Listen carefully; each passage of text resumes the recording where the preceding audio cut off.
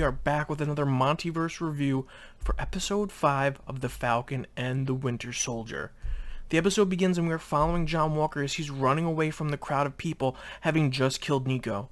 He stops in a warehouse and we finally see everything catch up to John. He hinted last episode that he may have some trauma from his service, and being thrust into this role put a lot of pressure on him. Plus, seeing his best friend killed in front of his eyes and taking the serum was the last straw. In the comics, it was the death of Walker's parents that sent him down this murderous, more aggressive path, so the show is playing with that idea a little bit. He is, of course, confronted by Sam and Bucky. Sam tries to talk him down. He knows what it is like to lose someone close to you in battle because his wingman Riley was killed right in front of him before he even became the Falcon. He truly wants to help Walker, and Walker begins to listen to reason, but Sam is going to need that shield back. Walker recoils at the thought. In his mind, Sam is not trying to help him, he just wants the shield, and Walker has become obsessed with the role of Captain America, so he's not giving it up. Bucky and Sam charge Captain America, and Walker's fighting style with the shield has completely changed. He's extremely aggressive and offensive. He is swinging that thing like a freaking blade. He's starting to lose it as he tells Bucky and Sam that they could have been a team and that he is Captain America. I am Captain America. Bucky and Sam finally come together and begin fighting as a team, but Walker is able to rip Sam's wings apart before they pull off the epic combo, breaking his arm, taking the shield, and knocking him out. Tired and frustrated, Bucky drops his shield next to Sam, and what these two do next speaks volumes on just body language alone. Bucky is essentially telling Sam to step up. It is his now. And Sam picks up the shield, staring at the blood on it, and he begins to wipe it off with his hand. He blames himself for everything that just happened, and in wiping the blood off, it's almost as if symbolizing that in his mind he feels like there's blood on his hands. During this scene, they both labor to pick up the shield, mainly because they are tired from the fight, but they're also the most exhausted mentally and emotionally on their journey, and that shield and everything it represents is heavy. We go back to the GRC settlement Carly was staying in, and is being raided. Sam says the GRC are conducting multiple raids to try and find Carly, but they are only finding her followers. Torres meets back up with Sam, and Bucky leaves to go deal with Zemo. Torres tells Sam they are off the Flag Smasher case because Walker caused an international incident, and higher-ups are taking jurisdiction. Sam gives Torres his broken wings, and he leaves with the shield to figure things out. This scene is essentially setting up Joaquin's future as the second Falcon. The only thing left to question is he going to appear in the finale to help Sam with the new wings, or will we see him again later down the line with them? John Walker enters court to plead his case to a committee. Due to his actions in Latvia, they are stripping him of his title. He is no longer Captain America, and they are dishonorably discharging him, taking away his rank and benefits. It is here that Wyatt Russell continues to show how amazing he is, as he tells them they made him. He was just doing what they trained him to do. And again, he states that he is Captain America. This episode brings back a lot of the heavier themes of the show, and I was really hoping they would do this. This scene representing how many soldiers are treated by the government when they return home. Walker storms out of the court and they tell him to return the shield, so it's clear that there is a lot Walker did not tell them, and we are left to assume that he didn't tell anyone he took the serum either. As he talks to his wife in the hallway, he is approached by a mysterious woman who is the big cameo that was teased for this episode. It is Julia Louis-Dreyfus, who introduces herself as Contessa Valentina Allegra de Fontaine, who is an existing character from Marvel Comics. Val, in the comics, has interacted with many characters, but most notably being a love interest of Nick Fury. She has changed allegiances multiple times, but one of her most notable identities in the comics is Madam Hydra. She tells Walker he made all the right decisions, and that she would have done the same thing. She tells him she knows he took the serum, and that made him unbelievably valuable to a certain person. She lets him know that she is aware of what happened to the shield, and that the shield is technically not government property. It is a gray area, and that he should answer the phone when she calls. And she leaves. She had given her card to Walker's wife, and as they both inspect it, they see that it appears blank. Now, I am super excited about this cameo because it is an interesting character for Marvel to introduce, especially in a way like this. It could lead to several different possibilities in the future. I mean, Val brings up the legality of Captain America's shield, which makes me wonder, like, is the Avengers name also in a gray area? Could Val be recruiting a Dark Avengers team? Can we see something like that happen in the future? Could she be working for Norman Osborn, or are they setting up the Dark Reign arc from the comics? There are just so many possibilities, and I can't wait to see exactly what Val is up to. Carly returns to the settlement and sees that it has been raided and that all of the people have been taken. She's furious and states that the movement is ready and it is time. We see Carly start to go down a path similar to a character we have seen before, and I'll touch on that later. We catch up with Zemo as we find him at the Sokovia Memorial paying his respects. Bucky finds him there and Zemo was expecting him. He tells Bucky he has decided not to kill him and that he is ready for what Bucky must do.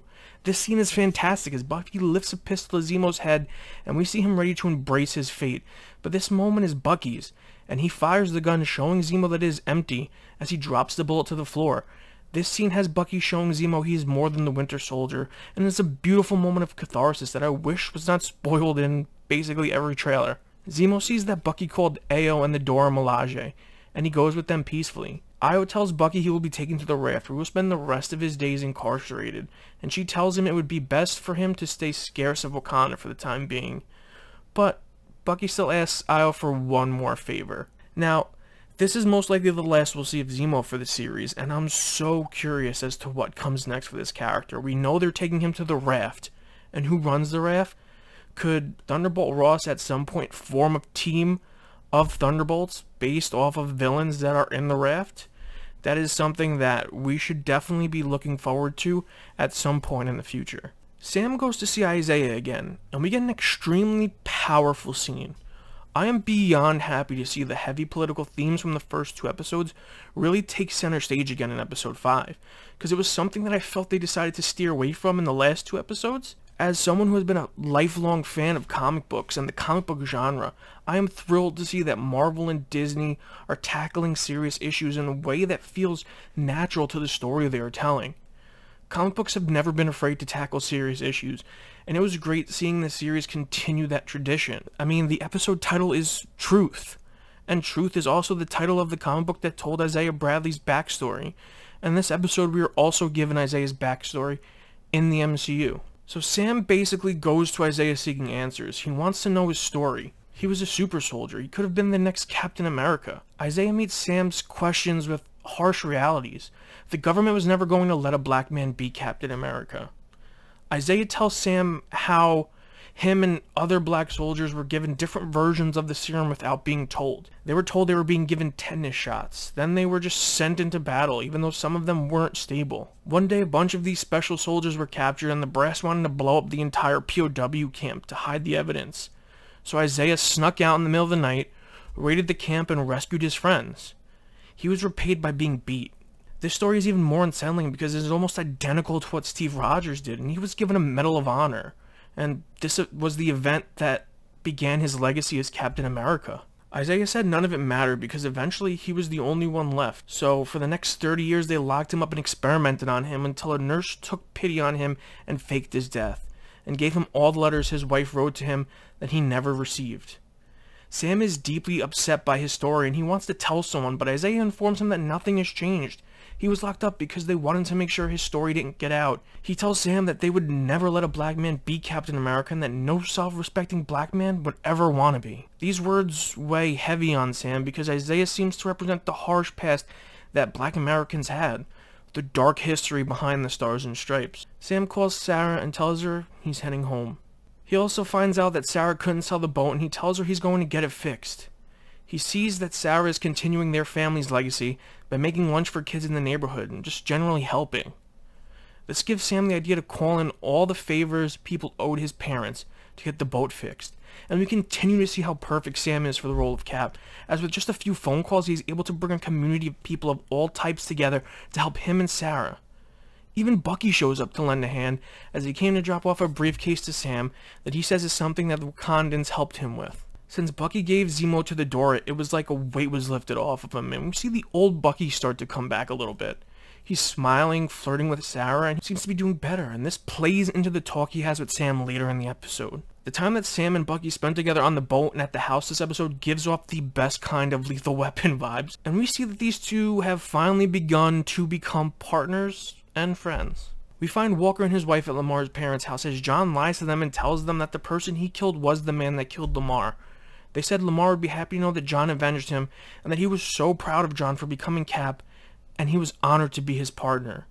These words will haunt John as he stares at a poster of himself as Captain America. We cut transition to Sharon, who is on the phone with Batroc, and she hires him for a job and offers to pay double. The scene reveals that Sharon was the one who hired him at the very beginning of the series, and it's starting to look more and more likely that Sharon is in fact the power broker. I just really hope there is some last minute twist left, because I think this would be pretty bad, and this outcome would have a lot of plot holes that need fixing. Bucky wakes up and we see he is sleeping peacefully on Sam's couch. This episode has a lot of huge contrasts from the Bucky we started the series with. He goes to the boat to help Sam, and when Sarah kicks them off, they go to train with the Shield, and we have this really lovely moment between the two. It's like two friends playing catch, except the thing they are catching is the Shield. Sam and Bucky have an open, honest talk, and Bucky tells Sam that when Steve told him his plan, neither of them understood what it would feel like to give a black man the Shield, and Bucky apologizes. He's sorry for pressuring Sam so much throughout the series, and has now reached an understanding of why exactly Sam made the decisions he did. Bucky also tells Sam that what happened with Walker was not his fault, and that the Shield was the closest thing he had to family. When Sam retired it made him question everything. And then Sam tells Bucky it doesn't matter what Steve thought. He needs to stop being what everyone thinks he is. Sam also says that because this is something he's dealing with. He's not going to be what Steve or Isaiah thought he would be. He's going to be the person he is. Sam again shows his ability to make anyone comfortable as he asks Bucky about his nightmares, and Bucky immediately responds that he's still having them. Sam tells Bucky in regards to his past as the Winter Soldier that he has to stop avenging and start making amends. And this is something we've already seen work, because Bucky is like a completely different person after making amends with both Io and Zemo. Bucky leaves but tells Sam when he needs him, he'll be there. And we see Bucky's arc for this series begin to close. In episode 1, he was guarded, haunted, not really having much to live for. We first saw him sleeping on the floor, waking up in cold sweats, being unable to sleep peacefully. He went from not being able to open up to being completely open with Sam, and most importantly, he found out he has a place in this world without Steve. Sam is with Sarah, and they are putting the finishing touches on the boat when Sarah tells Sam to not paint over their parents' name, because they're not selling the boat. Sam is overjoyed by this because that is their legacy. He says it is something worth fighting for. This episode is a journey for Sam. A lot has been thrown at him throughout this series, and he has come home to sit and think on a lot of it. Fixing this boat, bringing together so many people to preserve his legacy is almost symbolic for what he knows he must do next. Legacy is important, whether it is the Wilson family legacy or the legacy of his culture, and Sam has decided he is going to fight. Despite everything Isaiah said, Sam has made his decision. This is his history, and he's going to fight because it is a fight he can't afford to lose. The world needs Sam to inspire, to bring hope to all people. Sam's decision is made up. He will be Captain America. We are then graced with an amazing training montage of Sam putting in the work. He's not a super soldier. There's nothing about him that is enhanced. He's just a person who is willing to fight. And I love this scene because Sam is all of us. In this moment, we are all watching, cheering him on because we believe he can do it. And deep down, he makes us feel like we can do it. He's an everyman, and he will be a Captain America of the people. There's actually a small little scene that I just want to bring up. When Sam's nephew touches the shield and smiles as he looks up to Sam. The scene means so much to me because I was that kid growing up. That shield is so important and such a powerful symbol, and this scene speaks to so many people around the world. It is a message of hope. We are all capable of greatness. We can all achieve the incredible, despite our race, creed, or color. And I thought it was beautiful. Carly is in New York and she meets up with George Batroc, who is there to provide her with support and weapons. Since we know Sharon had called him earlier, we can assume that Sharon is the one supplying Carly with all of her intel throughout the series. This means if Sharon is the power broker, like they want us to believe, then she's playing multiple angles. I really hope we get a neat conclusion to this before the series ends. Carly's planning on attacking the GRC vote on the Patch Act that is happening that night in New York. And just like Sam is embracing his new role as Captain America, Carly is inadvertently embracing her legacy as well. As the series progressed, Carly has become more and more like Johann Schmidt, aka the Red Skull. This episode is the culmination of that as she radicalizes her following and plans to commit horrendous acts of violence in the name of her cause. Hell, in the first Avengers, Red Skull even says, "I have seen the future, Captain. There are no flags." He is literally the first flag smasher. The "one world, one people" chant is strikingly similar to Hail Hydra. And I wouldn't be surprised if Karli does survive this series and becomes some version of Sin. But either way, it's a perfect balancing of the scales between Steve's first nemesis and Sam. The attack on the GRC vote begins as Joaquin helps Sam figure out that is where Karli is targeting. He goes upstairs and opens the case Bucky gave to him as the episode ends. Without a doubt, there is a brand new Captain America costume in that case, and we will get a glorious reveal next episode. In a post-credit scene, we see John Walker in his garage building a brand new shield out of scrap metal. One thing we see, besides the fact that Walker is a horrible welder, is that as he is painting the shield, his hand is covered in red paint, symbolizing the blood on his hands.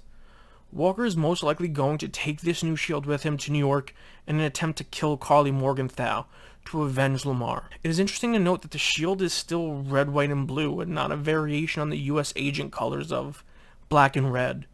Most likely meaning that he's going to show up in his Cap suit, and we're going to get a Walker Cap versus Sam Cap shield showdown. I am super excited for the finale, and I hope we get answers to a lot of these questions.